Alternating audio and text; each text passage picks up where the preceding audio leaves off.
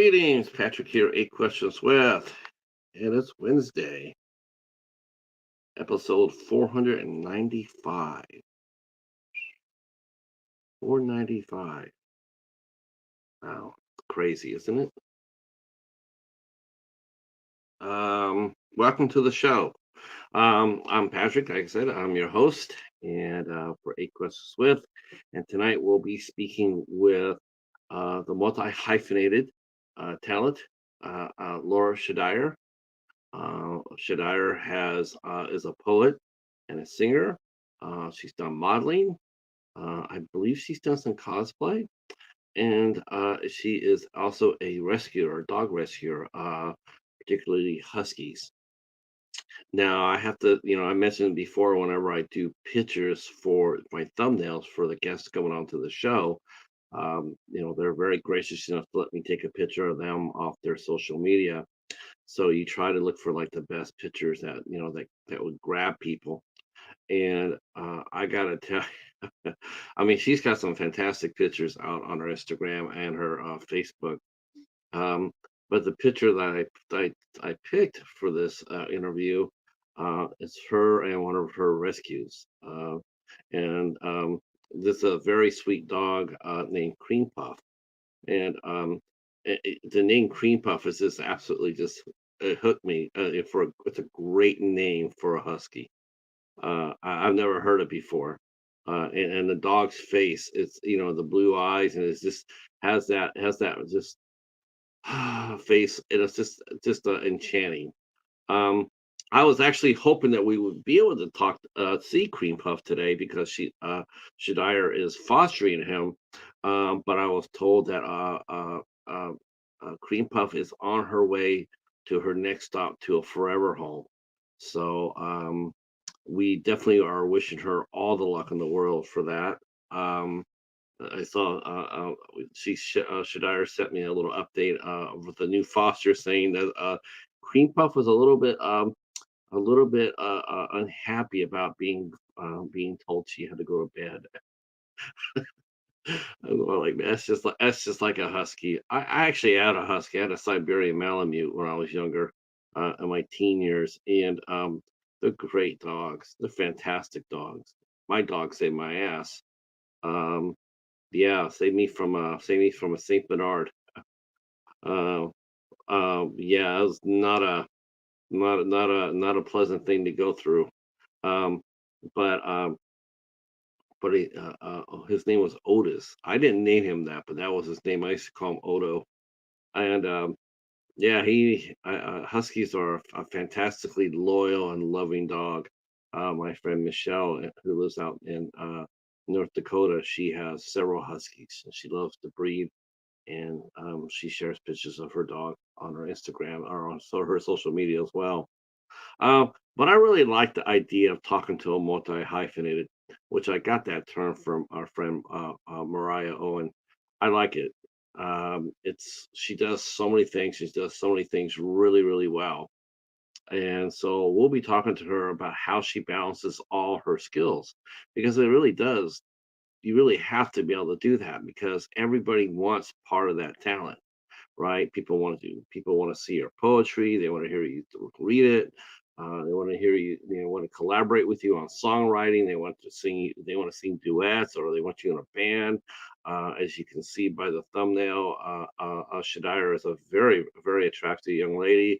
Um, so a lot of photographers really would like to get her to do some modeling for her, whether in costume, cosplay, and then, of course, her main passion, of course, is her dog rescue, and she is very passionate about that. And so it's a really cool guest to have, to tell you the truth. I'm looking forward to the discussion tonight, and I'm glad you guys are here for it. Anthony is up to 2001 in his memoirs, but and work was amazing. Man, Anthony, you were kicking butt, man, on the job thing, man. Congratulations. You've been there for quite a while now. So looks like you found your groove, That's great. Um so yeah, I want to say thank you for to Jimmy and Mike from Bacon with my podcast. Bacon. Those two guys came over yesterday and absolutely just knocked it out of the park.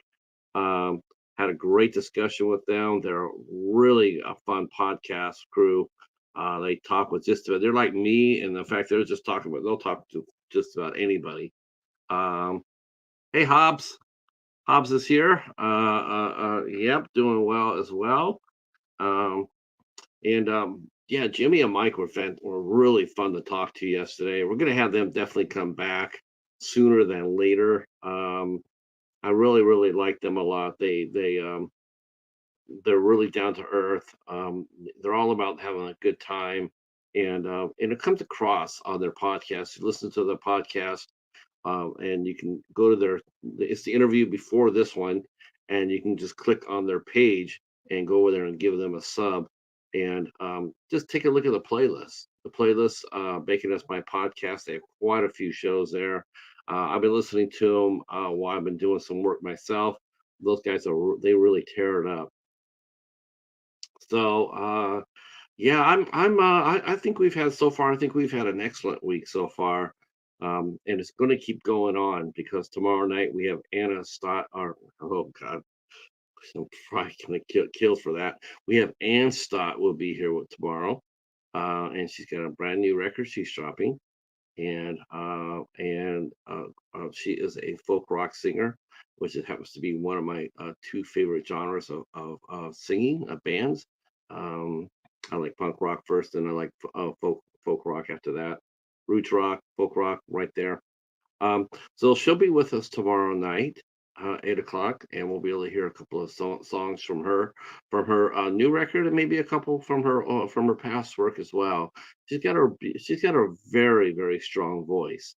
I've listened to her music on Spotify, and I definitely enjoyed it very much. And I'm glad she's going to be here tomorrow night. It's going to be a great show. And then of course Saturday we have a matinee show Saturday at 4 p.m. Eastern time, and we are bringing back the lovely Carrie Goodwin. And for the first time, we'll be talking to Maria Paris, and they're excellent pair of actresses who starred in the new hit Western film taken from Rio Bravo. They're both reprising roles they played in the first movie, Gunfight at Rio Bravo, which means I can tell you this. I think I can get away with this. Um, Rest assured that both the ladies will be back for the third installment of the Rio Bravo movie. Um, Rest assured upon that. Uh, let's see. Yeah, I can. Yeah, I probably need to do that actually. I haven't. I haven't. I know Sean's been very busy. Um, Sean is a film director, and he has actually found his niche, which is really funny because when him and I first talked, and we're talking as he was doing a lot of horror movies, directing a lot of horror movies, and him and I would talk a lot. And one of the things I mentioned to him was like, wouldn't it be great to go ahead and get a Hallmark gig? Because directing jobs are hard to get. I said, wouldn't it be great to go ahead and get a Hallmark gig? And I know some people are laughing at that, but don't laugh too hard because Fred Olin Ray, who's a very well-known director, who has just done lots of horror films, he got into Hallmark movies. Fred Olin Ray. And initially when I talked to Sean about it, it's like, I'm not really ready for that yet, or I would do it, if they ever came to me. Well, they did. They came to him as an editor, and you know how I feel about directors being editors. You got two directors on the same movie. That's powerful to have in your toolbox. So Sean has actually been doing a lot of editing work for Hallmark on their movies. It's a steady. The the way that Hallmark is creating films. There's never time between. He is always busy now. He is always busy. There's always a new movie rolling up for him to work on. And how happy, how awesome is that? Um, yeah, Sean would be, yeah, I would definitely, I would like to talk to Sean again, to have him come back just to talk about the state of, because I'm sure he's seen every horror movie that's been coming out between, since I've talked to him last and now. I would like to see his opinion on the status of horror right now. It would be very interesting to see what he thinks about it. Um, my 2 cents, though, I went ahead and everybody was talking about the new movie that everybody wants to come out and talk about, and that's don't don't speak no evil. I gotta tell you the truth. I mean, I know Bloomhouse made it into a rated R film, and that's a plus. That's a plus. Bloomhouse does so much better when it does rated R films. I truly don't understand the. I mean, I think if you want to do just straight to video, now not that we have that anymore, but if you wanted to do that, then do the PG-13 horror movie straight to video or straight to streaming. But if you're going for a box office, you're going for the theater, I think you have to just do rated R all the time. I think you get your money back a lot. You get your money back. You get a bigger audience. People like the rated R movies. They respond to them a little bit better, I feel, for Bloomhouse. Um, but I know that Speak No Evil came out, the remake from a couple of years ago, the Dutch movie from a couple of years ago, which was absolutely insane movie. Um, and they went ahead and they Americanized it. I don't get it. I I I don't get it. It's like you watch the movie, you see how the movie goes. I'm not saying make it a shot for shot remake. I would never advocate that, but it's like the there's a couple of other movies that's happened to with Dutch movies. One called I think it was called The Vanishing in here in America, but it was called Speerloos in Dutch. And that movie has a dark ending. Holy crap, it has a dark ending. Well, so does Speak No Evil. It has a really dark ending. Um, Another movie I can think of that they messed with in a remake was two movies they messed up in a remake. Inside, they Americanized Inside from the original. Bad mistake. And they also did the same thing with Martyrs. They remade Martyrs for the American market, and absolutely just people hate it. I should try to get who Jack Wagner. Wow. You know what? I don't know. Jack Wagner. He is actually. It's funny you mentioned that because we're talking Hallmark. But that's what he's been doing the last few years, Hobbs. He has starred in a series on the Hallmark Channel called "When Calls the Heart." Jack Wagner has been doing, and he's been having a ball doing it. Um, "When Calls the Heart" it's a throwback series. It's a throwback to the 70s and 80s where networks used to cast all their stars that they had in their TV shows. They used to cast them in vanity projects. Be a made for TV movie or some sort of variety special. Just they was created to pump up their stars and to bring awareness to the shows that they are on. And When Calls the Heart is that exactly like that for Hallmark. If you watch it, you'll see just about anybody who's ever starred in a Hallmark movie cross the path of a When Calls the Heart. And that's not a bad thing, actually. It's actually a pretty good thing because, like I said, it keeps all their stars, especially now with Great America family coming into their territory as they have. They need to keep their yeah, they need to keep their stars up front first, up front, and central to their fans. Ah, okay.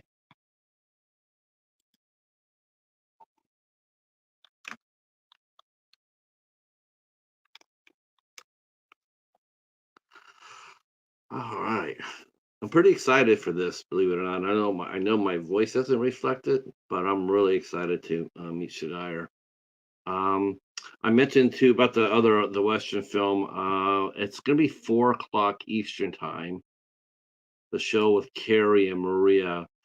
There could be special guests on there. I'm not sure.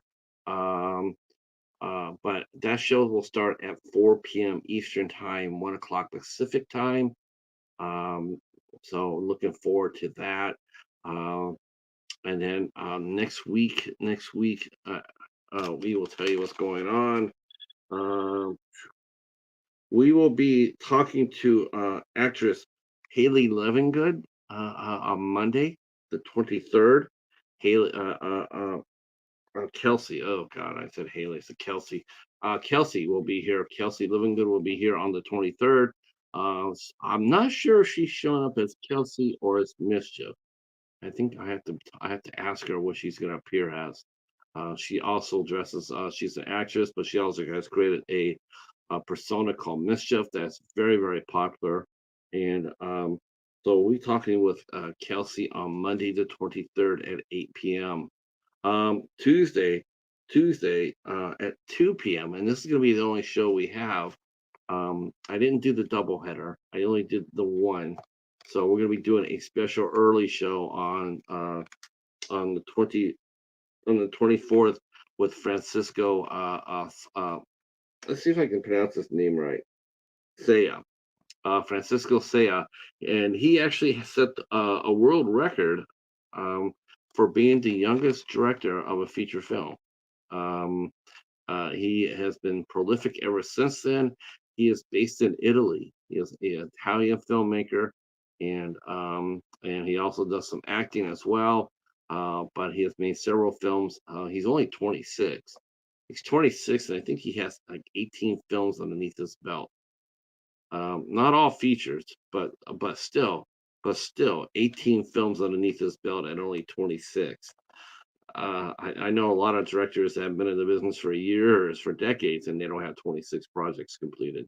So we'll be talking to Francisco on Tuesday, the 24th, and it'll be a really fun show. And that will be the only show. On the 25th, we have inventor and entrepreneur and from Ohio, and that will be Robert Kondo Jr. And we'll be talking about his. He created a power tool called the Restorer, which is a multi-tool for people who are repurposing or into woodworking or into crafting, wood crafting, woodworking, and he created a multi-tool to help you do that called the Restorer. And what's really interesting is not so much the tool itself, which is done very well, but it's what Robert has made the tool for and what he hopes to do with it after with the profits of the tool. Very seems like a very nice man. I'm literally looking forward to talking to him. Um, he's also works out as company's business at Kundo Industries. So he has a business. I don't think it's a small business either. From what I read from the website, that business is bumping. And he makes his company actually makes a life saving tool for city workers and for state workers who have to work beneath the surface when they have to repair water pipes or fix leaks or stuff like that. And you get in there, and sometimes every year you always hear about someone always dying when a when the hole that they're digging in or trying to fix trying to fix something, it collapses and it always kills somebody. Well, they come up with a device that stops that. So we'll be talking to them about that as well. All right. All right. Let me go ahead and ping our guest and let her know that it is time. Uh she could actually be feeding her dogs or letting them out. We're gonna give her a couple of minutes to fool around with that. Um, so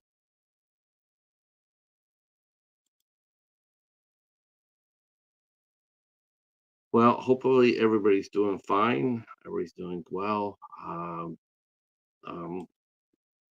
so I've been having a lot of fun. We're starting to work on October. We're starting to work on October right now. Hopefully by Saturday, I'll have some guests lined up that I can announce, and I'm looking forward to it very much. I can't really. I could talk a little bit about a movie that I watched. Um, oh, I guess I can't because that's embargoes on. Oh, well, so much for that. Uh, well, I guess the one thing I caught my attention was when I went to the library, and I mentioned this during my library haul, and this is actually pretty cool if, as far as if you're into physical media like I am. If you always look to see what stuff comes out, what they have bought before, and after a while they get old with it, or they get or they need the room, or there's a lot of reasons.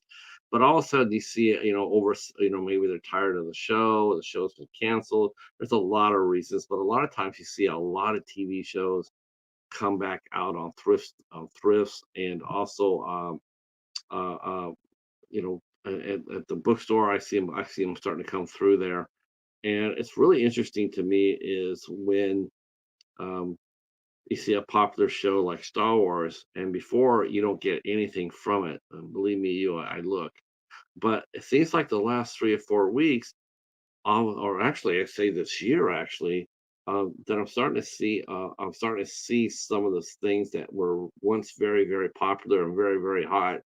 Now we're starting to see them come across the shelves. As far as collecting goes, I mean, it was one of the hardest. It's like Star Trek. Star Trek is extremely hard to find in the wild. Um, and even though I'm only using my library as a sample, um, when I go out to other places, it's the same thing. I never run across any Star Trek. Never. I never run across any Law and Order. And there's just certain things you just don't run across. Um, and one of the things is Star Wars. And but as of lately, especially this year, I've been starting to see some things that suddenly have popped up. The two Endor movies with the Ewoks. Man, I didn't even know that thing it was still around. I was like, I mean, I heard of the Star Wars TV special, and I've even seen copies of that. I've seen a few copies of the Christmas special, but I never saw the Endor movies. And at the library, all of a sudden there was one Tuesday, both movies on one release. Not two, but one. And I was like, wow, that's really incredible.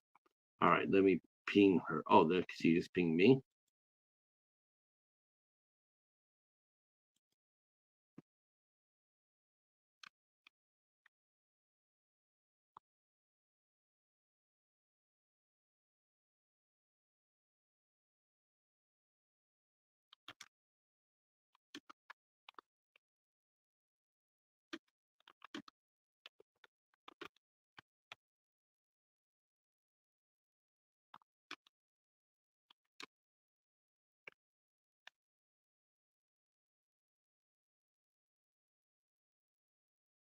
Um, so as far as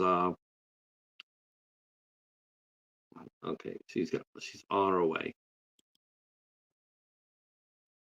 So to find recent Star Wars things has been very entertaining. Because like I said, you just don't see them out, and you don't see them out at all. I've always wondered about that when people go out hunting for, there's a few people that go out there and they look for, um, when they go out there, they're hunting for films. I wonder if they have in the back of their head, or in their pocket. I know some people actually do that too. Uh, they put a list of what they want, or they use the list that, the I know they do that as well, but that's sort of limited, I think. I think Letterbox is really limited in that respect. Um, it doesn't let you do TV shows at all, or even sometimes they'll let you do TV miniseries. which surprised me. That surprised me. They're able to, so, but I know some people write they write what they're looking for in a master list. I keep that in my head. I know it's a bad thing, especially going forward. But I'm pretty good at it. I'm not perfect by any means. Trust me on that.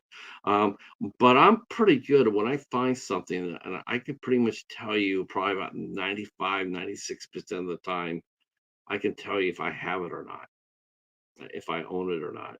Um, it's amazing because I heard someone was commenting about how many movies they have, but they have so many that they didn't realize that they didn't have. And so it's like I thought I had that movie, and it's like I got home and I didn't. And then of course, sometimes that happens is when someone will go out thrifting or yard selling, and they'll get there and they don't have that list in them or in their head, and they'll sit there and say, "Yeah, I already had that." And then they'll go home, they'll double check and realize that they did not have it. And then the race is on to try to get back there before it's gone. That's rough if it's a flea market now because you have to wait like a week, or you have to go back to a yard sale and it's like you have to hope that it's still there, or you have to go to the house and sit there and say, "I was here last week. I was wanting to buy something, and I was wondering if you still had it, if it sold."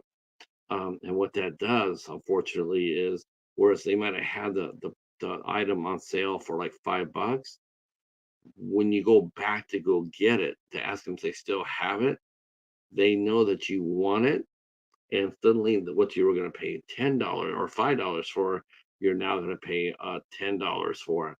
That's a risk you run too. Um,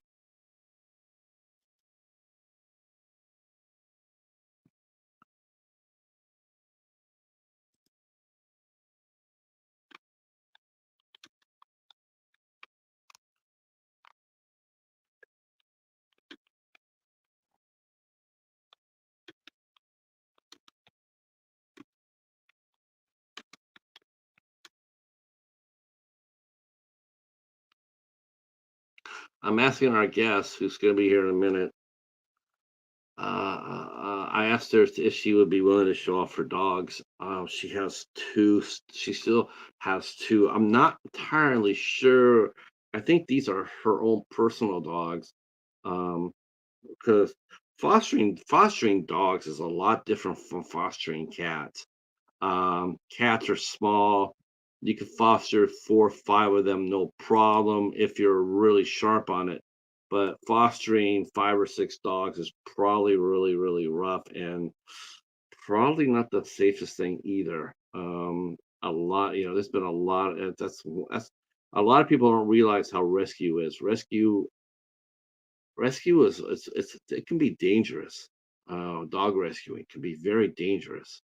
Um, And it's weird to me is how, and this is something I definitely want to talk to Shadire about that because there's been people that have fostered animals and they have an animal that they've worked with and been a friend with and fed with, and they'll get a new dog or dogs, and then something will go wrong. And before you'd always think that like when someone have when they're like you always think that when there's a dog that goes crazy and goes nuts, you would think that the other dogs would jump in to defend, right? You would think that. It's like, hey, this is our provider, this is our alpha male or alpha leader. You would think that would happen. But more often than not, the animal and that you just got done petting, you just got done feeding, gets like that walking, they'll join in. It's a pack mentality. And I've always been fascinated by that. It's like, how do you break that? Or how do you handle that as a foster? Um, if you have two dogs that like your own dogs, how is it they don't like, they may tolerate another dog, but God help the other one if the other one bites you and they're there watching it. It's like to me, it's like with my dog, my dog leapt. When I was being chased by a Saint Bernard, my dog defended me, came between me and the Saint Bernard. And quite honestly, I think it's the only reason why I think the only reason I survived that was because my dog was a husky, and he was big. He was a big dog. Saint Bernard was bigger, but he was nowhere a fighter as my dog was. I mean, Saint Bernards are they're known as gentle giants, and they can be dangerous, like this dog was. But a husky, they love to fight. They don't mind fighting. They they'll scrap with you. All right, all right. We're starting to lose the time here. What the?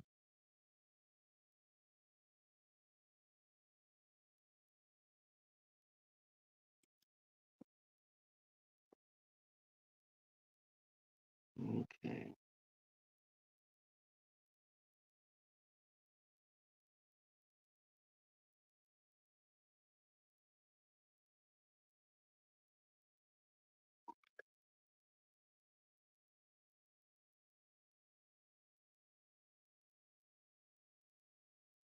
Let's see.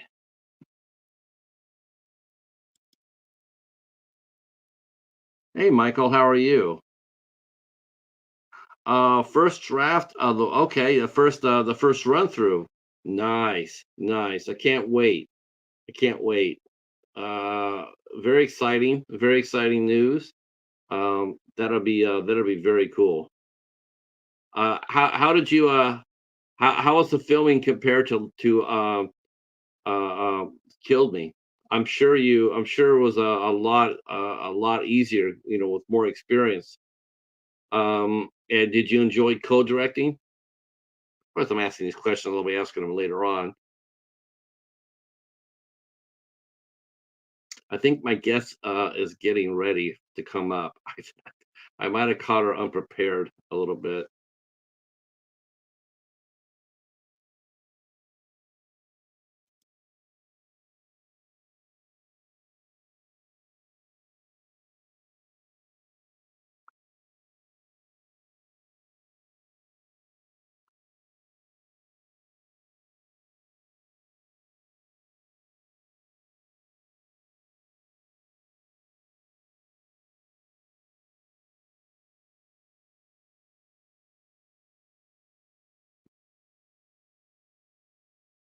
All right.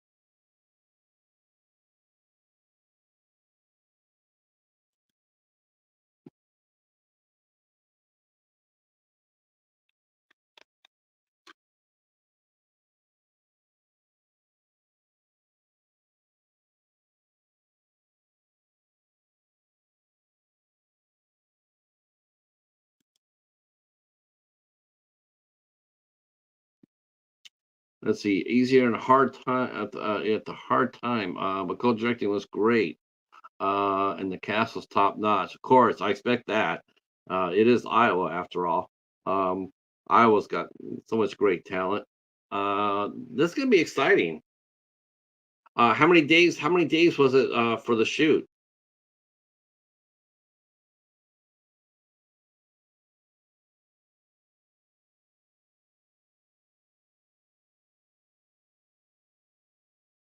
And you had great weather for it too. I mean, summer, a nice hot, a warm summer. You don't have to worry about shooting that at night and in the bitter cold.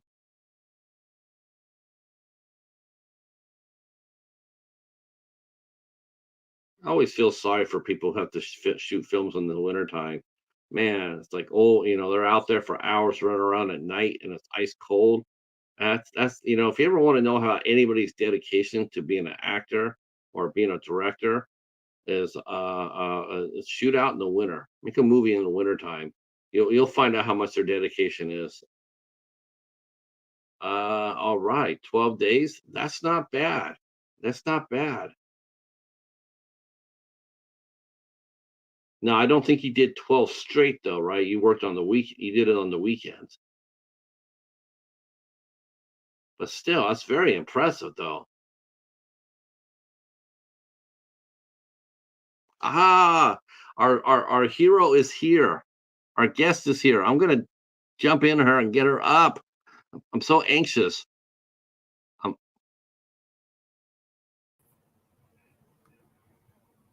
I'm so ready for this. Yay! Hello. Yeah. Hi. Hi. How are you? I'm doing really good. How are you? I was stressed because I'm like, oh wait, what I was thinking. I was actually thinking, I'm thinking, well, she probably has to take care of the dogs. She probably got home, probably has to walk them, and probably didn't, because you got two at home, right? Or three. I have two Nostradamus and Lady. Okay. So you probably got home, got to watch, because I know time gets away, and time gets away here too. And it's like, and since we're live, it just puts pressure on.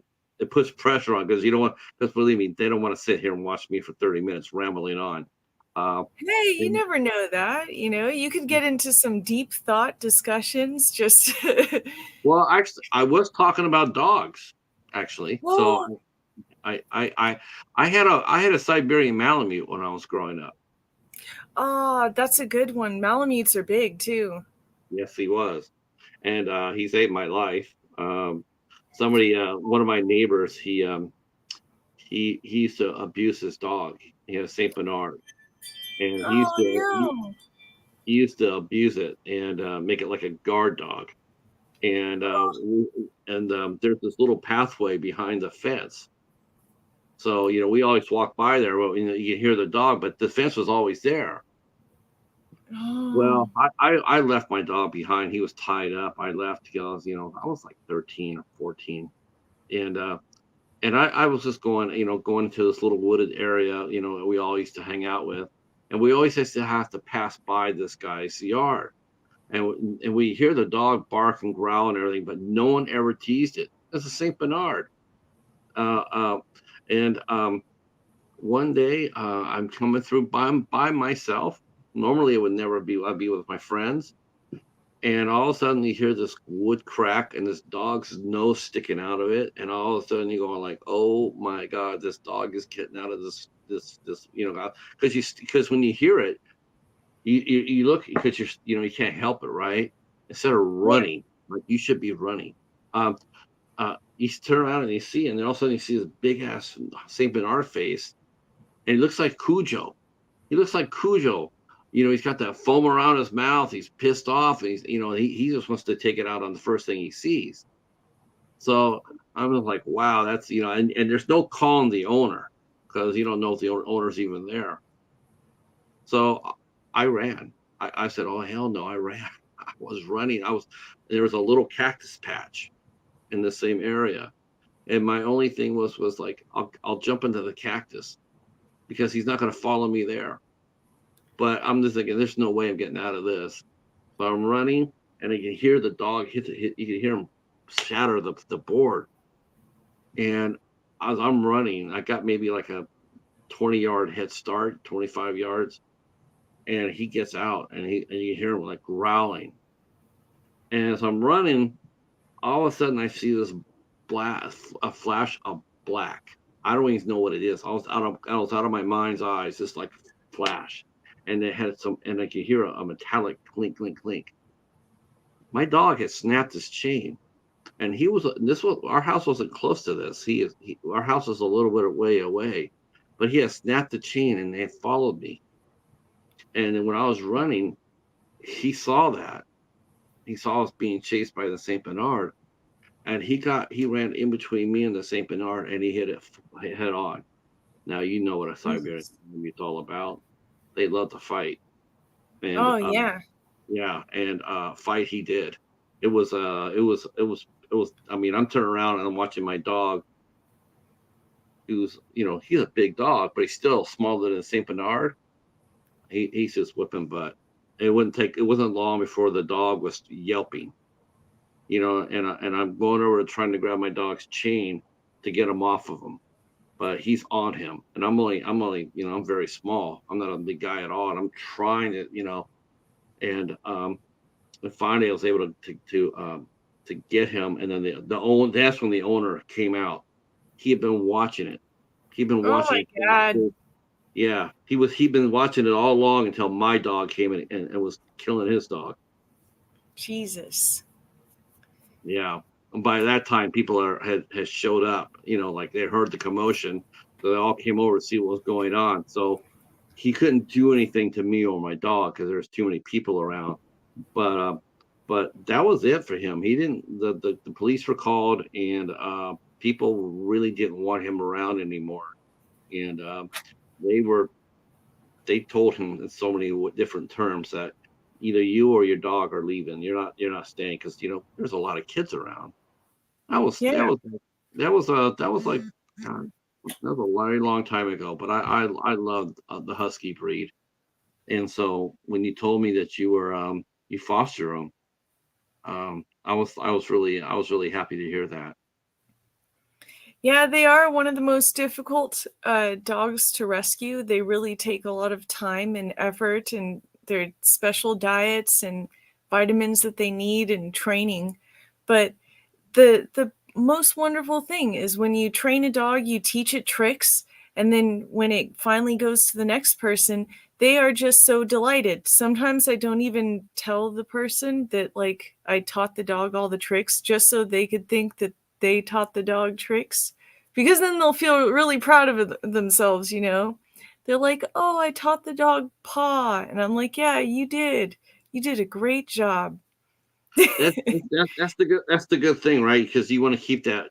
Because I know I was hoping anyway that we would be meeting Creampuff today, which is the because the picture I used, I got to tell you, that was one of my favorite pictures I've used since I've done this series. Oh, Because everybody's, says, yeah, you can use whatever picture you want. Okay, thank you. So you're always thinking, I get, a lot of people say, what pictures do you use? I know, anything with a pet in it is a go. If there's a pet, oh, oh, I love pets. I think pets are awesome in a picture. But that picture of you and Cream Puff, and I'm going like, that's got to be the best picture I'm going to throw up on here. That was the best. And it you got was some great pictures. thank you. It was so cute that day because she like wanted to take. She knows what pictures are. I had to take like so many pictures of her every day just to keep posting about her to keep people interested in their story. And she wanted to take some pictures with me. And then Pine kind of snuck in behind the curtain, and he was like, "I want pictures too. I'm also very cute," you know. But Cream Puff is with her new foster in Portland, Oregon, which is where a lot of huskies seem to be going. They are not doing well in California. The shelters are full, and many people because California is so expensive, they have to work like up to 3 jobs just to keep the rent paid, to keep stuff going, so they don't have the time or attention. And then the dog laws, landlords and stuff, they are very anti-pet here. They want to charge exorbitant pet fees and everything. So every day, the Huskies are losing ground. Everyone wanted one when Game of Thrones came out, just like, when 101 Dalmatians came out, everyone wanted a Dalmatian. But these breeds are very demanding. They're level 9 or 10 when it comes to how much attention they need and their level of care. So people just, they can't do it. So a lot of huskies are like leaving to other states to try to find homes. And I don't know, I really hope that the California laws change and that landlords ease up, you know, Yeah, I don't. because yeah. It seems like California and like a lot of other places, a lot of those apartment complexes, a lot of the condos, they're being bought up by private equity firms and whatnot, and you can't even tell, you can't even find the owner. You can't even find the owner of the building that a lot of people are in. It's just a corporate face now. Before Oh yeah. it'd be like a company owns it, and then they hire a property manager. But if you had any complaints, at least you go to the property manager and say, "Hey, now good luck with that."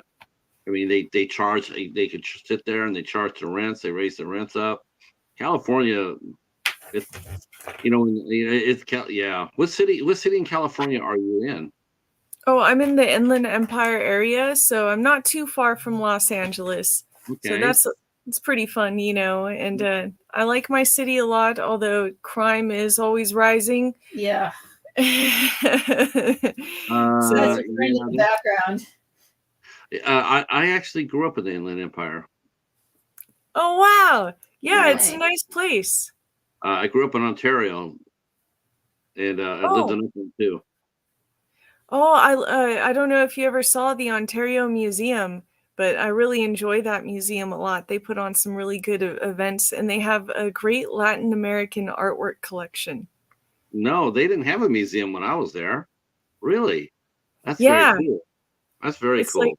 it's in a historic adobo building. I went to their last exhibit, and it was really cool. It was a Dios de los Muertos exhibit, so Oh, had to go okay. see it. Um, you're as my friend Mariah would say, you're a multi hyphenate, and it's really impressive because you do so many things really well. Besides being a dog rescuer, you're a writer and a poet, model, visual artist. Um, I mean, you do cosplay. Um, how do you balance? Well, first of all, I should ask is, when you were growing up, which of those things came to you first? What was the first thing that you got into as in becoming an artist when you were younger? I was a born artist, so I was one of those people that like I had to make art. I had no choice. There's something inside of me that just is driven towards it, and I'm very passionate about, the creative journey.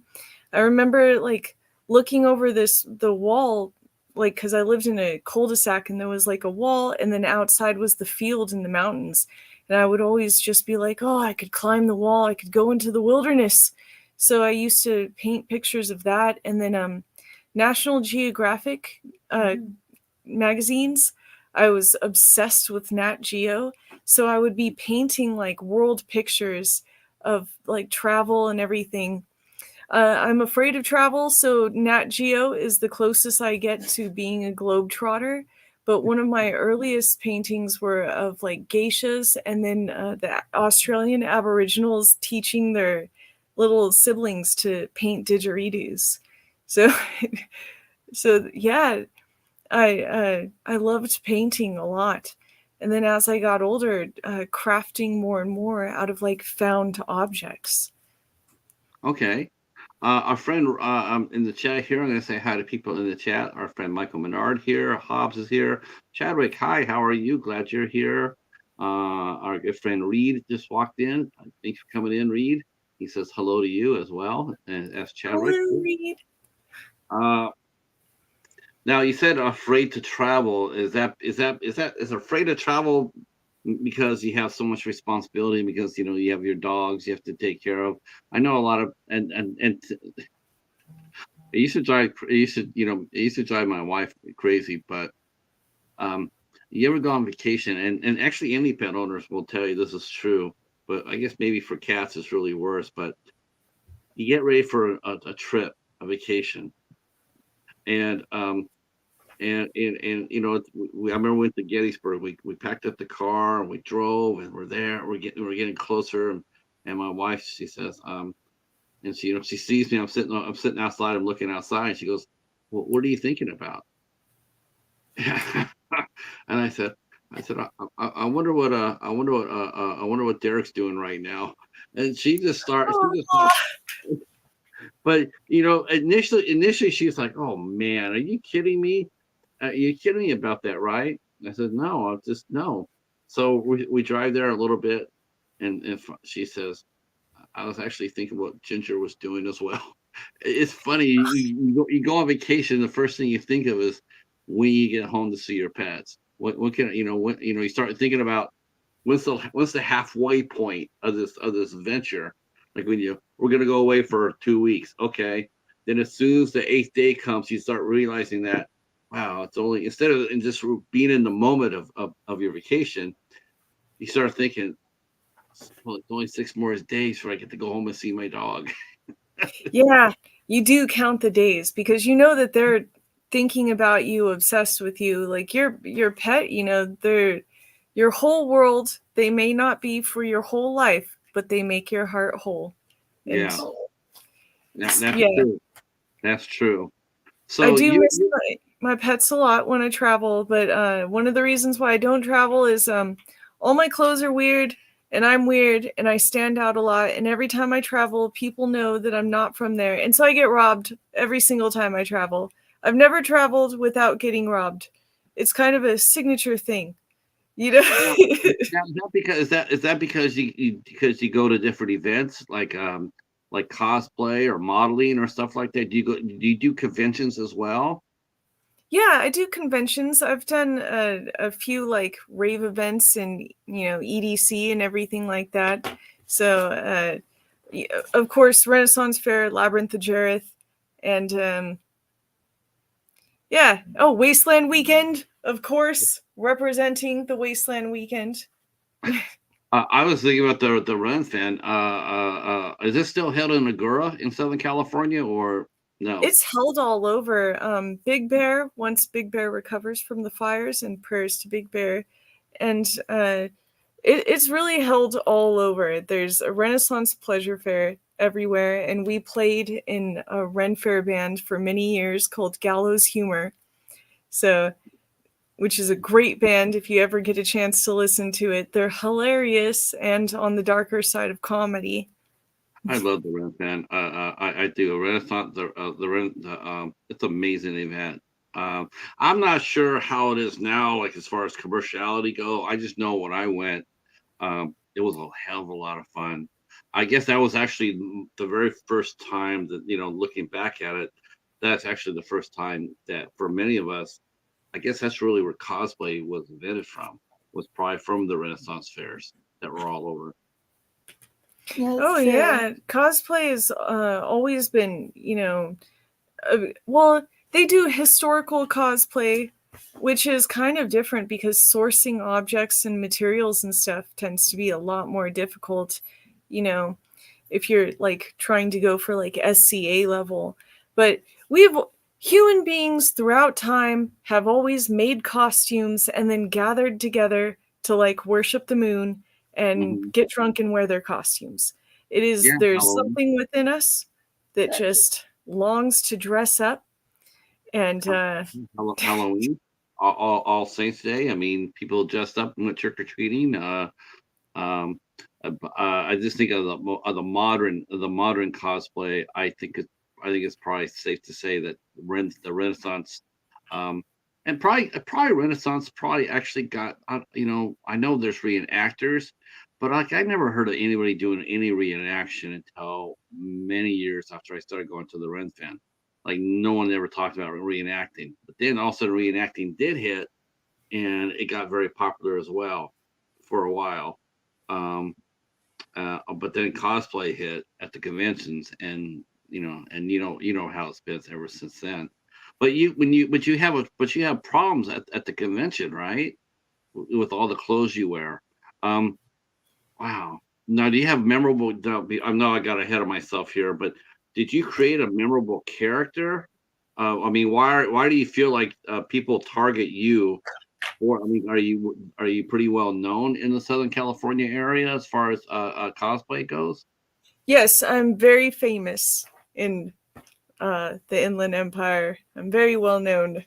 Many people write me daily. The fan mail is just building up. I can't answer questions fast enough, really. I'm just, trying to figure. My I think friend it's. is laughing, but it's all true. I would never lie. Oh, I believe it. I believe it. I'm sure if I had you show your camera to the stack of letters, we see it there. Yes, there's just off camera. There's a very tall stack of I would letters. I would show all the stack, but my dog ate it.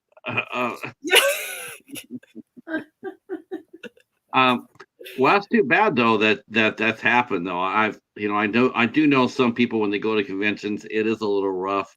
Not everybody's experience is the best. So I understand that. Um, so art was your first love. You came out, you're drawing. Then what was your second one? What did you pick up after you started writing? Or after you started drawing? Um, did you get into writing right after that? Were you one of the did you keep a diary or a journal? Oh yeah, I always wrote poetry, and I have like a huge box of just journals, just filled with insanity. But poetry, I got into spoken word poetry in high school. I was captain of the spoken word team that I started at our high school, and it was called the Lunar Coffee Club. So I would walk around the hallways, and I would see like students whose parents, took a while to get off their jobs. So these students were just kind of lost walking around, and I loved being a bit of like a Pied Piper towards people that, they're looking for a hobby, they're looking for a scene, they're looking for a community. And I would go around and round them up and be like, hey, come to our poetry club. There's snacks, there's coffee, and let's talk about poetry together. Let's talk about our feelings, you guys. And then learn some iambic pentameter and write some poetry. And in fact, it's kind of how like I got really close to who would be my future husband. He was wandering the hallway, and I welcomed him into the poetry club. And then he later on went on to make the new poetry club, and he went to New York and entered competitions and got into competitive spoken word. So I've seen that. Yeah. I've seen that. It's I was judged for a few of those events. Yeah. Yeah, that's amazing. Spoken word, a poetry slam is an amazing event.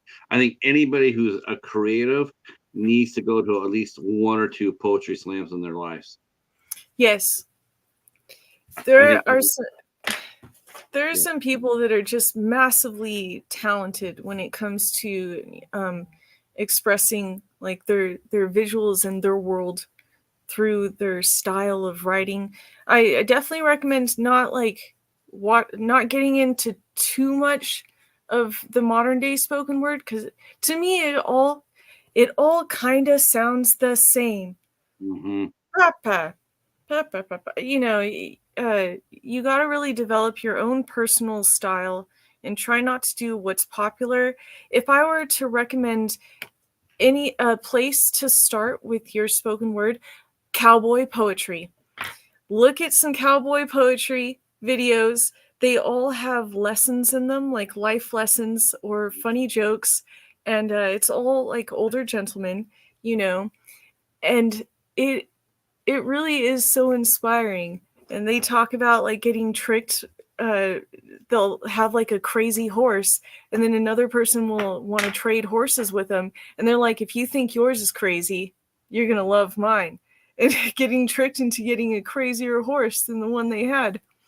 And it's so good. If ever anybody gets, bored and wants to listen to some cowboys ramble about their life. My gosh, I mean, back in the 70s, country music, country music was they always had it. They always had it, but it wasn't like, I guess the advent of FM radio, or whatnot, where a lot of the old country songs from the late 60s and 70s that was almost like the first version of cowboy poetry. All their songs, before radio would always play songs for 3.5 minutes long. But Yeah. if you go back to the '70s, a lot of those songs that they played on country radio, they were like 6 or 7 minutes long because they were telling a story. I mean, Yeah. and it was really interesting. It's like, they're talking like you're sitting there, you're like, wow, this is a long ass song. Like like American Pie. It's like American Pie is like a 9 or 10 minute song. But Country it's was, a great song. Yeah. yeah, or was that a performance? But a lot of the country singers and songwriters, they get up there and they would basically write poetry and put it to music. We Yeah. don't get that today at all. Not No. all. Yeah. Do, I do you mean, feel what? do you feel like do you think I think poetry and music, they go so close together, songwriting and poetry. Um, yeah, I don't know. I mean, I used to see poetry in a lot of music. I don't really see that anymore. I don't sense that anymore. How about you? Do you still think there's room for poetry in today's music, or is that just long gone? I don't think like popularity wise, like it's not going to be played in malls because our attention spans have gotten shorter, and what the industry is looking for are like stuff that's catchy in 20 seconds. So a lot of the music now is written for like TikTok or to be played in malls and very heavy on chorus and easy to understand stuff. It's very spoon feeding people things. Um, but in small circles, there's still room for very creative, beautiful music. One of my favorite musicians right now, his name is Mike Darling, and he's the head of the Apocalypse Post, and he writes apocalypse themed music, and it is amazing. I love listening to his stuff. He plays guitar while he sings, so I'm a big fan of his, and seeing him perform is a joy every single year. But there is still places and there's still possibilities. Um, let's see. What's her name that's really popular right now? She did the Pink Pony Chapel Roan. She's doing kind of, she's got some poetry in her music. So I believe there still is a chance. And music goes through, generational cycles. So I do think people will get sick of Yeah, poorly made pop music that sticks to an algorithm. it And always then, they've yeah, always end up, it's whatever is popular today will end up being hated in a couple of years. It never fails. Especially like you said, especially with pop music.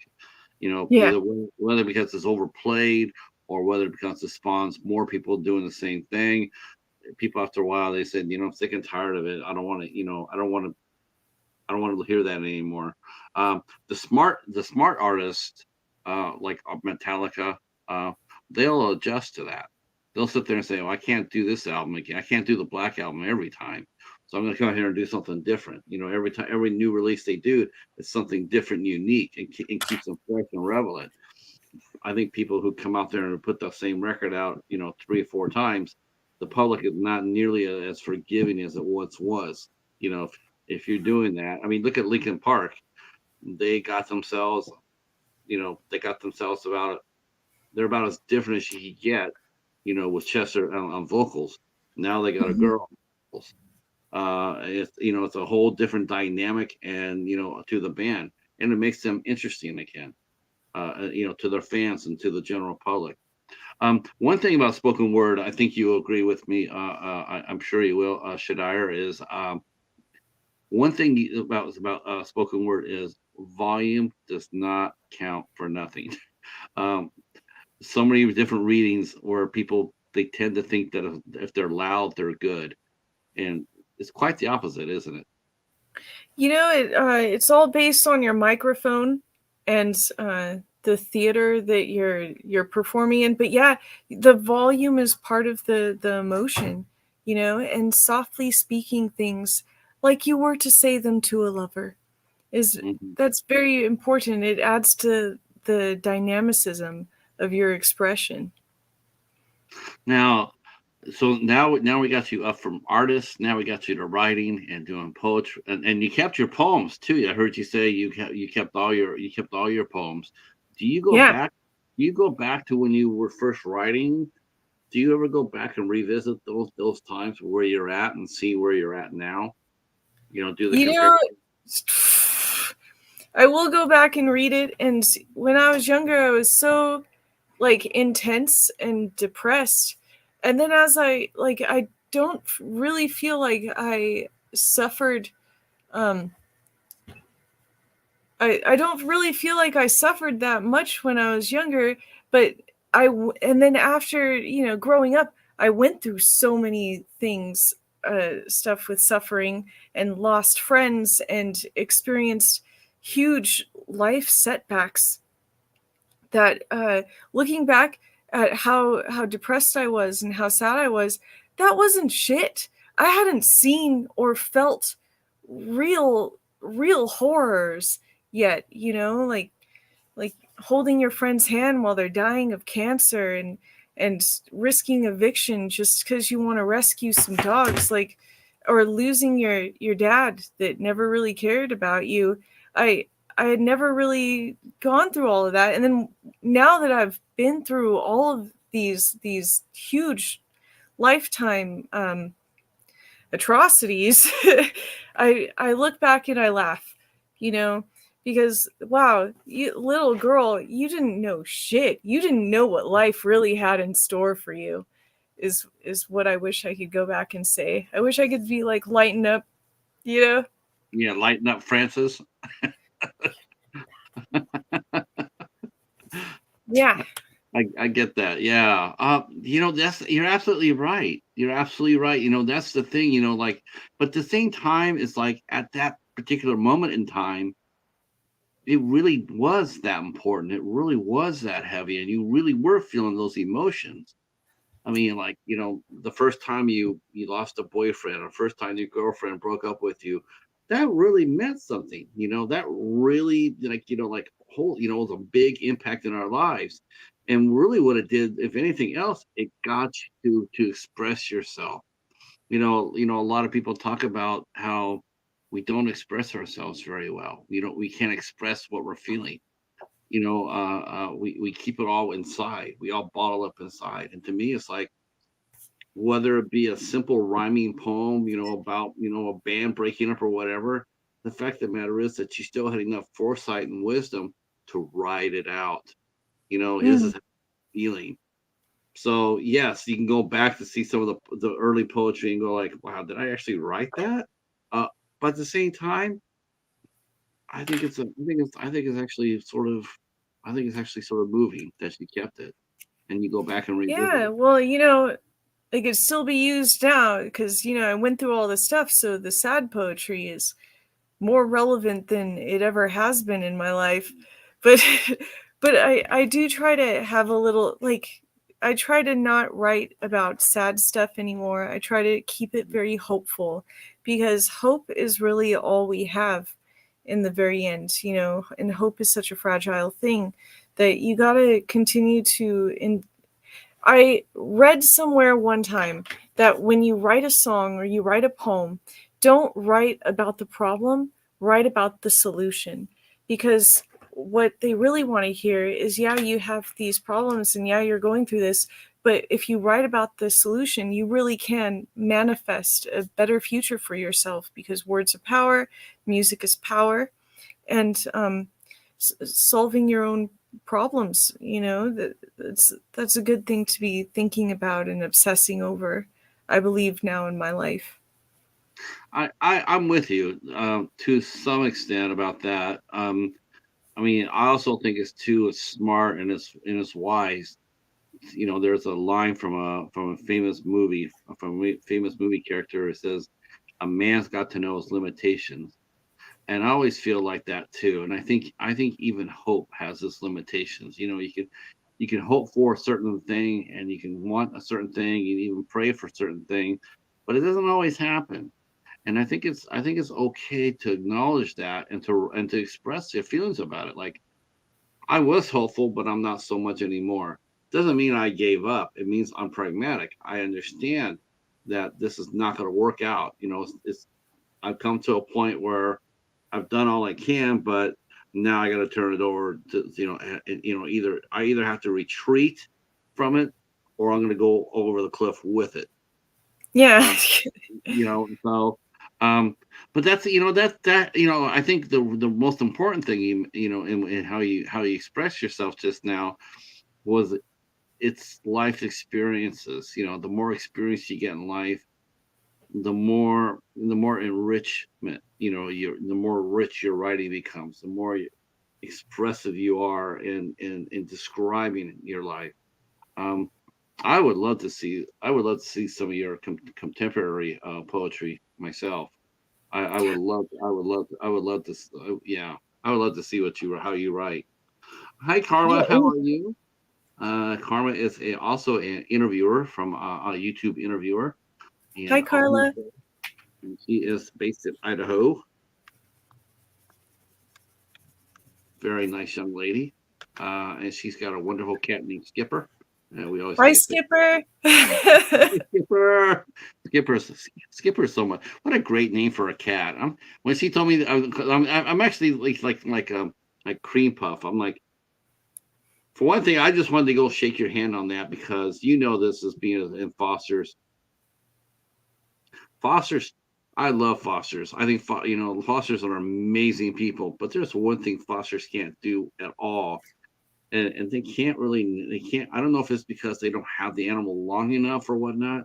But you have to admit that sometimes they come up with some really bad names. Sometimes I think, Oh, yeah. you know what I feel, honestly, I really do. I feel sometimes the names they give the animal, I actually think it hurts them. When it comes down to adopting them. It's like, this is Blue Bonnet. Blue Bonnet's been here for 100 days. Well, yeah, because who in their right mind is going to name their animal Blue Bonnet? I mean, I would. I have never heard anybody name their. Like I said, I've been around for a long time. I have never heard anybody call their dog Creampuff. When I heard that, I wanted to adopt Creampuff. Yeah. I did. I wanted Creampuff. I got to have that dog. That dog is amazing. Unfortunately, I have a cheetah, and a cheetah and a husky would not do so well. A real cheetah? A real cheetah. Well, he's What? 50. He's hybrid. He's a hybrid. So Oh, wow. he's half cheetah, and actually he's like British short hair or something like that. I don't know. I didn't get him I got him from a rescue. Yeah, I got him from a rescue. I didn't get him from a breeder or anything like that. Yeah. Uh, and Carmen says she has actually 6 indoor cats and 8 feral cats she's caring for. But Skipper's the head of the clan. Yeah. Yes. Yeah. Well, the name like Skipper, you already know it. Um, so let's talk a little bit about that, about the animal rescue. Um, I take it you were always a dog person growing up, or what animals did you have growing up? Uh, well, I always loved horses a lot. My grandparents, like, they would drop me off at the horse stables, and I'd be cleaning up the stables and brushing the horses and filling the trough and scooping up the poop. So I loved horses a lot and was, given a lot of responsibility. We had some very special horses that would bite you if you didn't feed them first. So my first love was horses and ponies. And then as I got older, like, I always wanted my own dog.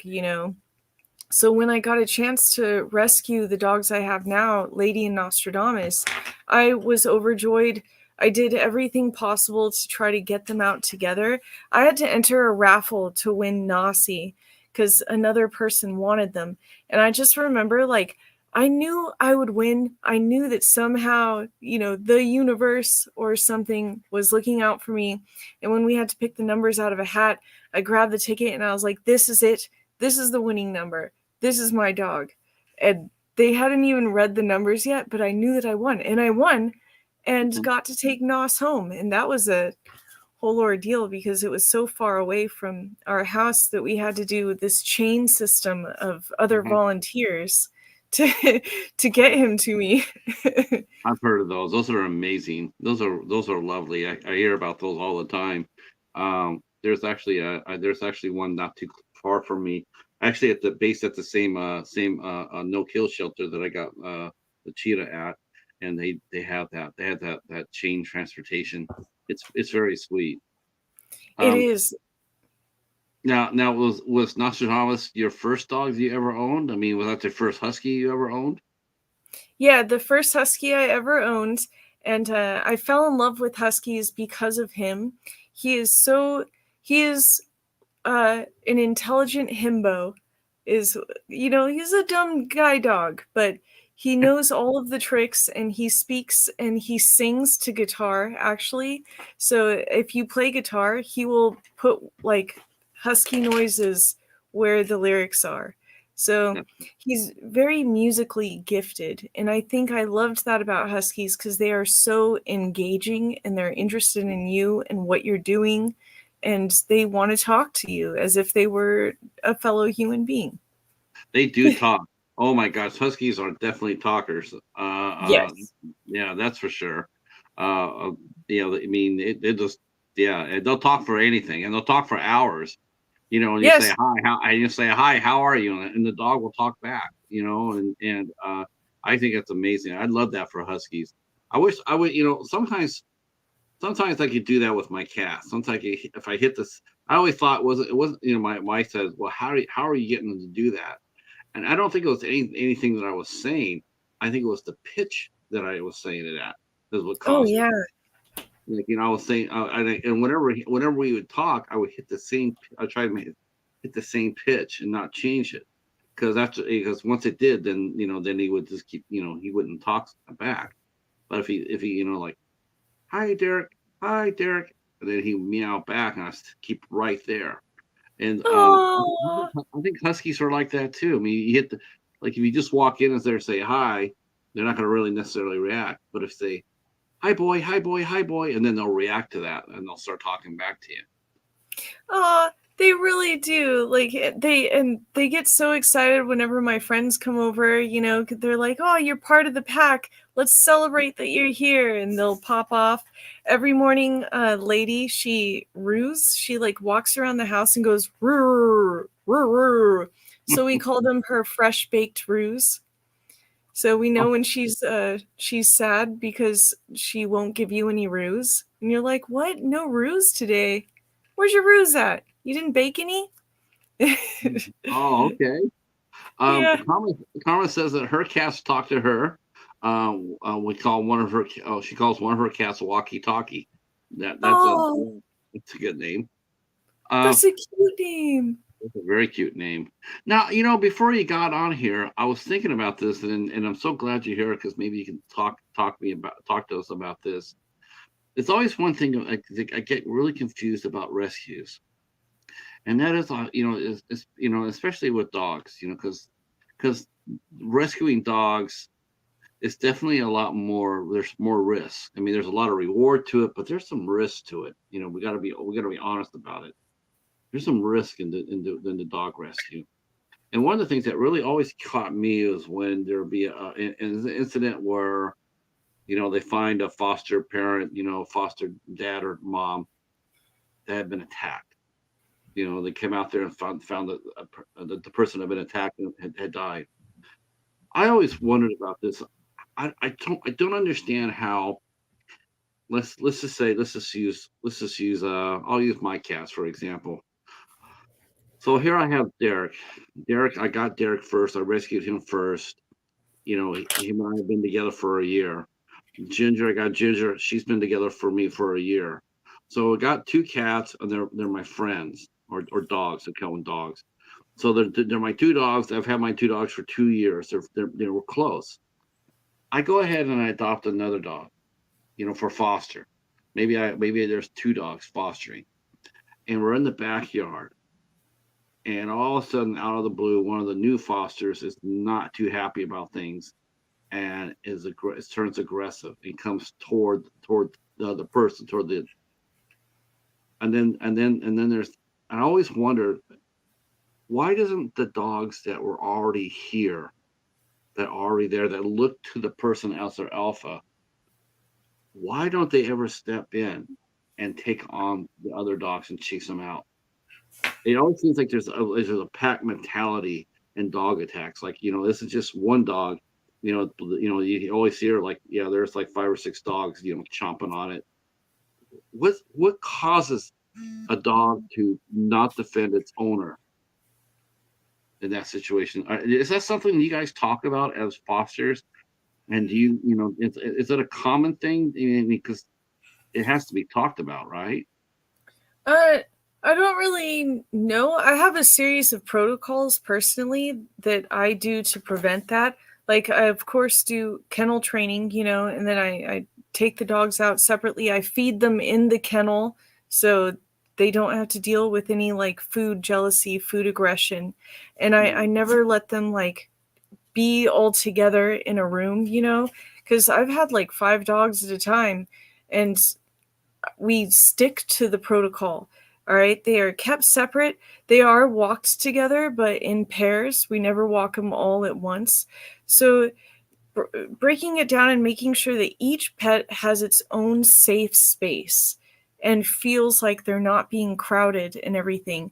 And always have supervision when all the dogs are together. Supervision, and be prepared. Anything could happen. They're animals, But if you stick to the protocols and you respect that they might have had a tumultuous history, then it should always be okay, But I think people, they get a little bit, I don't want to say like sloppy, but they they they just want to have fun, and they're not thinking about how the dog feels, and the dog feels like, it's insecure, it doesn't know its place, and hierarchy is really not the word, because there is no hierarchy really, but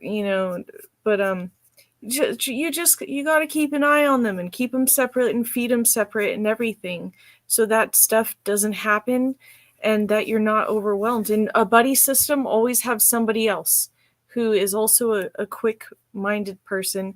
I'm very on top of it. Both my brother and I, we react really well in extreme situations. When shit hits the fan, we are so calm. He's a nurse in a psych ward, and dealing with huskies will make you psycho. But also, huskies are pretty crazy. So you always have to follow the protocol, and not leave them unsupervised, like children. Yeah, because Karma says they get comfortable and relax when they remain aware. I think that's the number one thing. That's what ended up getting people in zoos killed.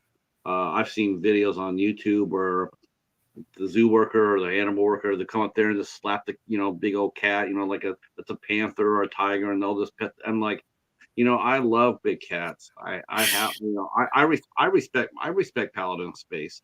But there's no way in hell, if I had a full-grown big cat, and that includes a cheetah, there's no way in hell that I'm ever going to feel that comfortable enough to where I just walk up there and just slap on it. I'm not going to do that. Maybe I'm sending the wrong aura to the animal, but I'd rather send the wrong aura than just go up there and feel like, oh, this is my pet, this is my friend. It's like, it's not your friend. It's what they call a 25 seconds. It's a 25 second. It's a 25-second animal. Yeah. That's because that's about as long as you got. If a tiger or a lion or a leopard goes after you, you got about 25 seconds to live, and that's about it. That's all you get. You don't really have any time. Most situations are preventable, and you really don't need to kiss the animal. You don't need to kiss it, because your face is delicious, and Yeah. they know this. They talk about this amongst themselves. Like a human face is a delicacy in the animal world. So just treat it with respect and treat it as you would somebody you met at the bus stop or in the parking lot at midnight at a 99-cent store. Treat it with respect and distance, and don't Now, give it your face. Has that ever happened to you? Have you ever been nipped by one of your rescues? I have tried to one dog that I tell people, and it is funny, but the one dog that I never really rescue are those little white like Shih Tzus that are commonly owned by older women, because those little Shih Tzus, nobody trains them, No. and they're often not groomed or trained or socialized. Like Right. ladies will try to bring them to the park, and all they do is guard the lady and guard the table. Like it's a dog that's not really meant to be in public. It sits on your couch while you knit or something. Right. So I don't really try to rescue those. Whenever I see them walking around, I'll make a call and post about them. But I've been attacked a few times by those, or my dogs have been attacked by those. And they're little dogs. They're not going to do too much damage to another dog, but they will mess up your arms and stuff. Oh So yeah. I mean, yeah. I don't, I know the smaller breeds are, like when you think of the dogs, and I remember how surprised I was when, like, what dog bites the most? I'm thinking, wow, German Shepherd, a husky. I mean, the oldest never bit anybody, but, the big, I'm thinking Dobermans and Rottweilers, and lo and behold, it's like the number one biting dog. It was a Cocker Spaniel. And I Oh was my like, goodness. yeah, and I think number 2 or 3 was Boston Terrier. And I'm going, that's about right, because Boston Terriers are notorious for that. They're biters. Yeah, terriers are terrors. Yeah, Boston Terriers for the, they are, yeah. I'm I don't know what that is. It's like I'm my neighbor was guarding one, was babysitting one, not guarding, but babysitting one, and and they had another dog there too, and they're dog sitting, and and I came over and said hi to the other dog, Murphy. He was a golden Labrador, great dog. Got to pet him, and he says, "What about the other one?" I'm going, like, here, hold on. I put my gloves on. And I said, okay, let's see how fast it takes for him to bite my hand. I put my hand on the fence, and sure enough, that dog just started going crazy and attacking my hand. And we're like, that's what would have happened to me if I put my regular hand in there. Yeah. And yeah, because is that hard? I mean, is it hard to train? I mean, what's the most difficult? And obviously, the most rewarding part is finding a forever home. But what's the hardest part that you found during your rescuing? The hardest part is really the first 3 days and the first 3 weeks are always the hardest part, because you've got a dog that's shell shocked. It's in a new place, and whenever a dog is like forced to leave the pack or their comfort zone, they blame themselves. They're like, "Am I sick? Is there something wrong with me? Why wasn't I able to stay?" So you have to give them time to decompress and give them their space, and then start talking to them, read them bedtime stories, give them treats, show them where the bathroom is. Just replace their self-doubt with dignity. Give the dog dignity and respect, and it'll open up, and it'll be a little pocket puppy. But you just have to give it time and letting it get to know you, because you're a stranger. This dog doesn't know you, so you almost have to treat it as you would another stranger that you really want to be friends with. Be Yeah, I very remember nonchalant. when I got Paladin, when I the first day I got him home, and I opened the box up, and he jumped out. He looked around, saw me, and he growled. He growled, and I'm just sitting there and going like, I just looked at him. I said, he comes toward me, and his fur's up, and I'm going like, if you bite me, we're gonna have problems. And you know, and I said it really calm. I said, if you bite me, we have problems. And then he stopped. He looked at me, and I just looked at him back. And then he turned and left. And I let him have his couple of days. You know, I let him have his. By the end of the second day, he was already curled up on my chest. You know, he was sleeping. But yeah, you're right. I mean, I was thinking about Creampuff. I'm thinking, how will the move from California to Oregon? How will a dog like that adjust to that kind of extreme movement? I mean, will it stress out a dog? I mean, if you do have a dog like that, I mean, all the things that you just said, those are all the best ways to handle a new dog. You know, the treats. Yes. Okay. 3 days, 3 weeks, 3 months. All right. That's how long it takes for the dog to decompress. Until then, you're not going to really know this dog's personality. And the dog is going to be on guard because it doesn't know you from Adam or Eve or Steve or whoever the other Eve is. Lilith. Right. Yeah. It doesn't know you. So, you need to give it just a lot of time, a lot of patience, and just think about the basics. You know, number 1, pottying. Show them where to potty. Number 2, food. They need food, water. They need it. And then companionship will come along once their basic necessities are covered and they're out of survival mode and they have a daily schedule. Like, oh, every single day at 10 in the morning, we go outside, we go potty. Every single day at 3 in the afternoon, we go for a long walk. Keep your days very simple and always have a schedule because dogs love schedules.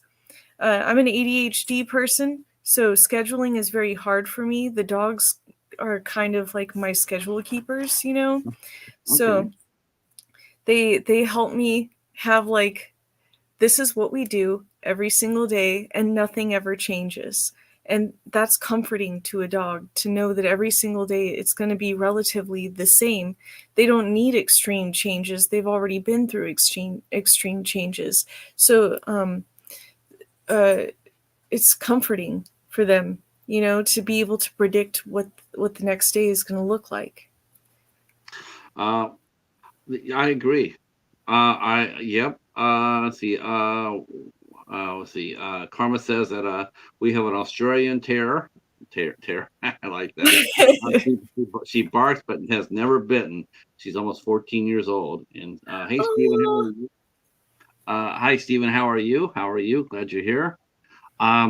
Let's talk about. I want to talk about the modeling and cosplay. Now, here we are. We got you. We got you writing and poetry and drawing. So, what we got? What do we get into? What did you get into first, modeling or cosplay? Modeling first, of course. I started out as a swimsuit model because I'm only 5 feet tall, maybe a little bit shorter on some days if the weather is not as cold. I don't know. But I got into modeling. My grandmother, who is French Canadian, she was a pie model and a rollerblade model for the telecommunications company in Hollywood back in the day. So she would be on billboards, like putting pies in the oven or plugging in the phones. And she like overheard messages with like Marilyn Monroe and everything, her the calls and stuff with the celebrities. Right. So she would come home and talk about it. And she became a very well-known model. She was very voluptuous for the time, but she was very beautiful. There were always, you know, men lined up out the door just to get a chance to talk to her, maybe. And then my grandpa on the other side, he was one of the original Marlboro men, cowboys for the cigarettes. Smoking is bad. Don't smoke. But he had a lifetime supply of Marlboro cigarettes, and he was in the smoking ads and stuff. And he was a very attractive grandpa. He was a G DILF. He was a G DILF, I guess. Grandpa. Yes. Yeah. A gilf, I guess. Yeah, he was very hot, and he also worked at the rodeo, so he modeled for the rodeo, and he rode horses and stuff just to make money traveling around town. Okay. So you got into it. You got into it as well. Um, Yeah. yeah. How do you like doing it? I mean, what was it like? Because 5 foot. I think I'm not one of with that thinks about heights.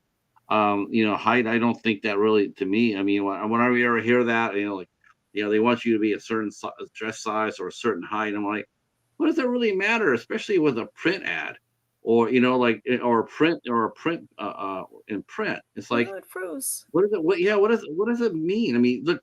Anybody could be anything in a magazine, right?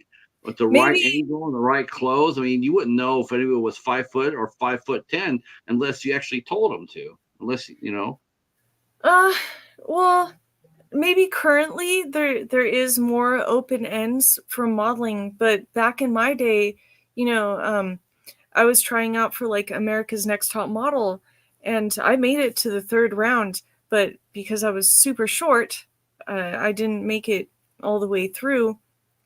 There really wasn't a lot of options. Like if you were under, if you're like under 5 feet, you're not going to get into fashion. You're not going to walk runways. You're not going to be the utmost choice for magazines.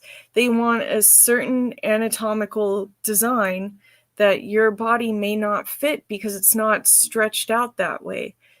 So even though I was like 110 and everything because I was so short, it really closed a lot of doors for me. And I come from a long line of short people.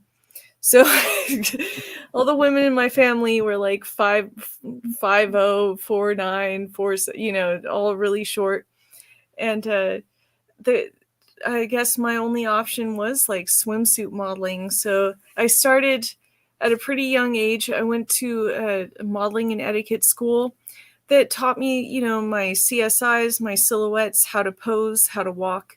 And then at 17, I became homeless, and I ended up going to a party that my friend invited me to, and she took some photos of me, like pretending to pose, basically, pretending to be a model. But then the photos came out really good. So I was like, I think I could be a model. And so my friends told me to go to like Model Mayhem back in the day, if you remember Model Mayhem, and start a portfolio. And that's when I started getting messages and making something of myself and charging for shoots. And I still work the same. I don't advertise myself or anything. If you like my face and what I got to offer from the neck below, I will pose for you. I love modeling and making clothes, and it's really fun. I'm very discerning about what photographers I work with. So I look at their portfolio and I speak to previous models that they've worked with to make sure that they're kosher. Because, I don't want to see any ding dongs, all right?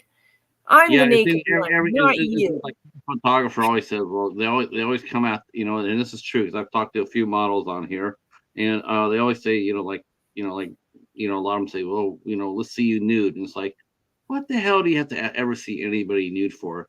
You don't need to see that. If you're a good photographer, that the challenge isn't a nude shot. The challenge is to take a picture with somebody wearing clothes. That's your true test. To catch It that is. to catch that to catch the clothes and to catch the style in it, to catch the, like when someone twirls or someone's reaching up, that's the true talent. Anybody can take a picture of a naked person. There's no skill needed for that. Not not so fast, because there's a lot of people that don't want you to see them naked. That's why you have to Yeah. bribe them. You got to have some apple slices. You got to have some fresh oats laying around. You got to bribe them to. You can't just walk up to a chick and be like, "Hey, I want to take a picture of you naked." No, you have to offer her money, and the Yeah, going rate. yeah. Yeah. D- uh, how often have you come across somebody that has offered you to do that? And is it not in your contract when you see them? Like, dude, I will have or when you negotiate your for the shoot, um, uh, do you not have a contract that sits there and says this is what I will and will not do? You know, I don't do baby and kids. You know, I don't work with kids and animals. You know, that's sort of thing. And do photographers respect that now? I mean, do they understand now? It's, you know, before it'd be like, I don't do news. Okay, whatever you say, baby. You know, get naked. But now it seems like there's a whole lot more. I like to think so anyway. There's a whole lot more respect going on when someone says no, it means no. Is that true for today? I mean, you feel like you've been treated very fairly and professionally in your career, or have you have a couple of assholes that you had to deal with? You know, in any career, you're going to have some bad eggs, you know, and I've had some experiences, but you have to have strong boundaries and never get desperate. Always have something else to fall back on. Never ever get desperate. Desperation has a smell that predators could pick up from a mile away. So Okay. you need to always be in a position where saying no is okay for you. You know, if you're not comfortable doing it, then don't, then just don't. Walk away. But you should always discuss and feel out the photographer and look at their body of work and speak to the past people that they worked with before you work with them. Don't just go out willy-nilly, because, you know, there are creeps out there, and now it's even they'll get called out. You know, I'm in Model Watchdogs, so they do a lot of like reporting on shady photographers. But there are GWCs where they get a camera, and the first thing they do is they look at their camera and they're like, I'm gonna see so many titties with this. Yes. Yes, the ticket to all the titties in the world. And they'll hit you with this, they'll message you and they'll be like, let's collaborate. Collaborate on what? You seeing my titties? No. I have a personal motto, and it's called no fitty, no titty. And I live by that. That's right. That's right. Where do you get known for modeling more? Do people, because people want to take pictures of you in cosplay, or are you more of a fashion model these days? I would think, because I saw a lot of pictures and looks like most of your pictures out there are you in cosplay. Yes. Yeah. So you are becoming rather well known in cosplay world. Yeah, maybe. Very, you know, the stack of letters. It's definitely but I do. You know what? I'll share with you on Instagram. I'll share with two people, or one collective and one person that I've talked to as far as cosplays go. The variant out of the East Coast. Oh man, super! That is dope. They are dope. In fact, I want to have them come back and hang out with me on a Halloween. Ooh. Yeah, they do some amazing things. And what's really cool about them is that what the variant does is they set up a booth at a convention, and then they will take your picture. If you're a cosplayer, they will take your picture for you for free. Oh, that's nice. Isn't that They cool? don't bring their own photographer? I always bring my own photographer. Yeah, they have their own photographer. They have their own stuff. They have their own professional photographer, own lighting, everything. All you have to do is you walked up in cosplay, and they'll say, "Would you like a free picture? Take a free shot." Yeah. And you go in there, and they take a picture of you. It's very professional, and then you know you can send them the information. They send you the picture, and you have beautiful pictures of you in your cosplay, and they do it for free. I think it's cool. I think it's cool. And then, of course, my very favorite cosplayer in the whole world is a young lady named Vale, and she's amazing.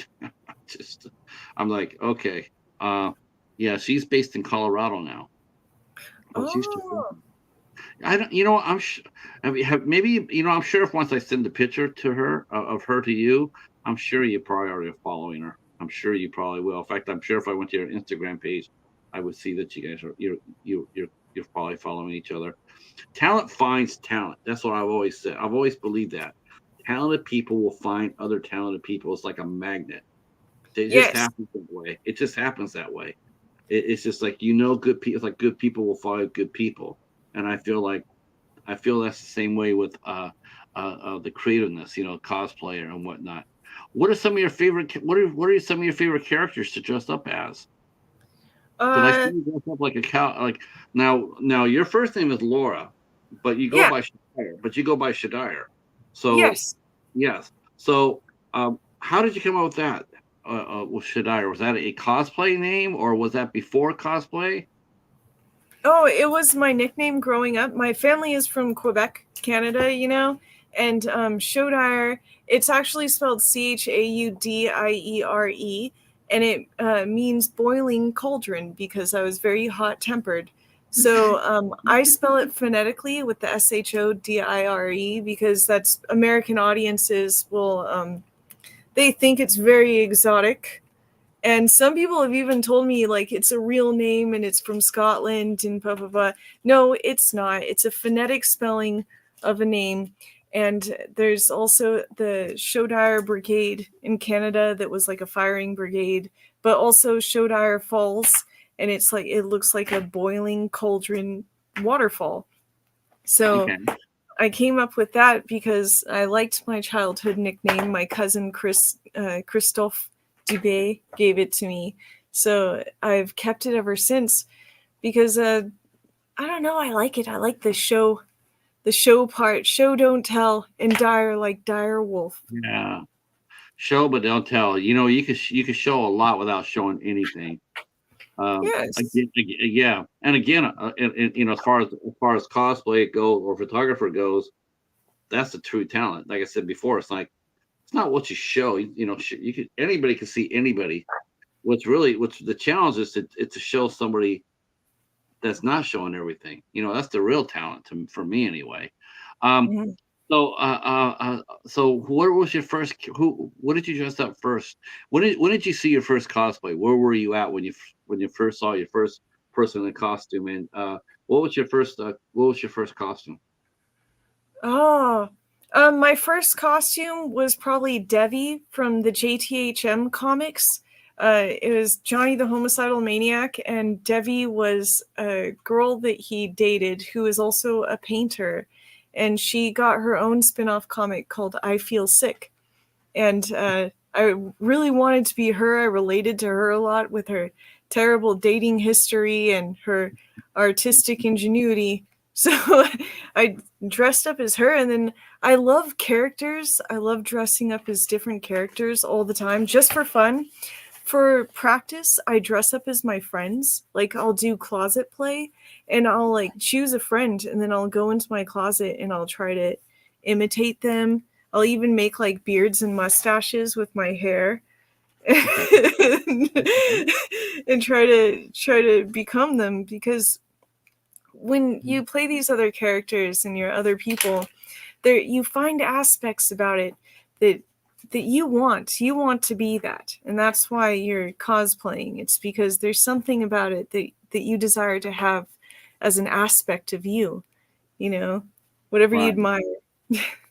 Yeah, I had a friend of mine who I mean I thought he was completely fearless. And he made his own costume. He went as Black Panther. And Oh, and I he was what I really loved about it, and I told him so. I said, man, this is kick ass. Because he was not a small man. He was a big guy. He's a big guy. And but I just thought how courageous it was. And this is one part I really love about cosplay. You could be anybody. yes. You could be anybody. It doesn't matter what you look like, body size or anything else. You could be that person. And to me, I sometimes I'll see a cosplay player, and yeah, maybe they look a little bit different from the costume, and there are people in there running their mouths, right? But what really catches me is the fact that this person was brave enough to do this, to make and built their own costume, not Yeah. not not go out there and buy one, but sat there. My friend, he wasn't no what do they call it, a seamstress. He wasn't a seamstress. But he still made his own costume, And when he put it on there, and he sent me a picture, and I'm like, the first thing I said was, "That's so badass," and I'm like, Yeah. I was like, man, I wish I had the courage to do what he's doing. I wish I had the courage.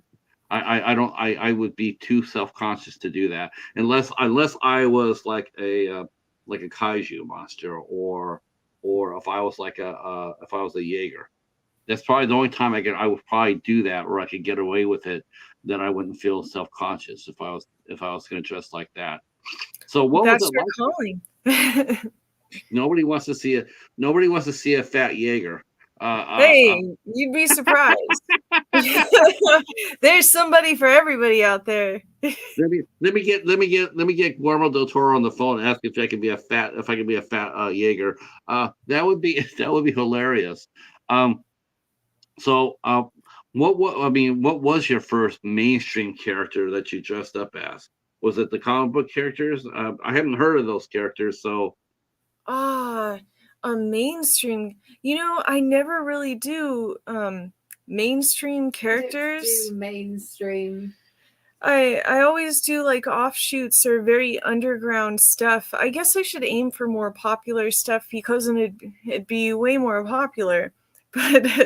But I really like the offshoot characters, the background characters and everything. Those are the characters I really want to be. I think being the cosplaying is like the star of a show or something like Sailor Moon or whatever. People already have a projection of what they want it to look like, and if you aren't doing the character perfect judge or justice, they will rip you to tiny little itty bitty pieces online. So if you are something that they can't readily identify, they can't form an opinion, there's from their nobody preconceived notions there's to nobody that's never gonna push walk you up to- against. You're always going to be pushed up against a wall, dissected and analyzed like a frog in science class if Right. you go for the familiar. People know the familiar and they know what they want to see. And if you don't match that perfectly, well, then in the blender you go. Right. Dissection 101. You know what, though? I say to those people, I tell them to go sit on my thumb and rotate, because I have yet and seen all the cosplay, and I've seen a few. What I think is really cool is, like, I don't want to see a perfect cosplay. I Yeah. don't want to see a perfect costume. Though Veil does come damn close, I gotta admit. Okay, so I don't want to see that. What I love about it is the fact that it's not perfect. That means, to me, part of your personality is there too. When you see, like, I don't know if you've ever heard of Sneaky Zebra. Have you heard of those guys? No. Oh, Sneaky Zebra. They go around to all these conventions and they make these fantastic videos of all the cosplayers. It's fantastic. I'll send that to you as well. You'll be hooked. And a picture of your cheetah. You better send me a picture of your cheetah to show me. The cheetah's right above you. If you look up in the upper corner there's the cheetah staring down at you. I don't see it. It'll be upper left hand corner. Well, I'd have to look at your full video here. Oh, where's the cheetah? Do you see on the are you on a monitor? Are you using a monitor? Yeah, a computer. Oh, Okay, I see. How cute. Oh. That's the cheetah. Oh, that's So adorable babies. Mwah, I love you, babies. Remember, you got to be on alert. He's not a domestic cat. He's half big cat. So everybody wants to go over there and go like, oh, and then they see him stretch his claws out and they're going like, oh, okay. Yeah. Give that kitty some distance, some respect. You know what I love about Halloween? I used to, the first couple of years I had it for Halloween. I would have my light on, and then I put treats there. I would put treats, like a little raw blood and some meat, and then the kids would come over and they see him eating raw meat, and then they just turn around, and they would head back across the street, and they go like, there's an animal in the window and he's eating meat, and then the parents would sit there and like, okay, that's enough of that. Right, gotta feed them more children. Don't leave. Don't be Yeah, so quick to okay. leave. Yeah, cats are our friend. That's but as far as the cosplay go, I love that aspect. Man, I can't see anybody trying to say anything to anybody because I don't want a perfect cosplay. I love the fact that because, like I said before, it really does reflect the person's personality, you know, Yeah. and the fact that they sat there and they built. I'm more. I mean, I respect the fact that they like you make your costumes. Like, how long does it take for you to make a costume when when you come up with a character? How long does it usually take for you to build a costume for the convention? No, at the least I need like 150 hours to get something good together because I do seamstressing, I sew and I do leather work and I work with wood and multimedia materials. I own a variety of different types of glue and they all have their very unique purposes. So so I'll spend quite a while on them and I like to do invent my own characters too. Like I have a paint saint character and a key goddess character with an outfit made completely out of house keys. So I put a lot of work and love and effort into it. And hopefully people will just be amazed and say that they've never seen anything like that before. And that's the goal, is to be completely out of the box. So, because if you are comfortable with yourself and showcasing your creativity and your mind, it's not just to impress people. It's so other people will want to also be creative and impressive. Your weird makes other weird people feel comfortable, and Yeah, that's the goal. yeah, it really is, isn't it? It really is. Steven says that he says, Laura, I consider Facebook horror fan. Are you big into horror? Is horror a big thing for you? Do you like watching horror films and dressing up as horror icons, or do you have a favorite? It's loading. It's frozen. No, come back. Oh, I do like horror films a lot. Being scared, it's a great way to get some dopamine into. Well, I don't know about dopamine. What is the thing that gets your heart pounding? Adrenaline. It's No. great for the adrenaline and to keep your senses sharp, especially late at night. Yes. So I do like a lot of horror movies and stuff. I am homophobic, so I don't really like zombie stuff. Is my least favorite.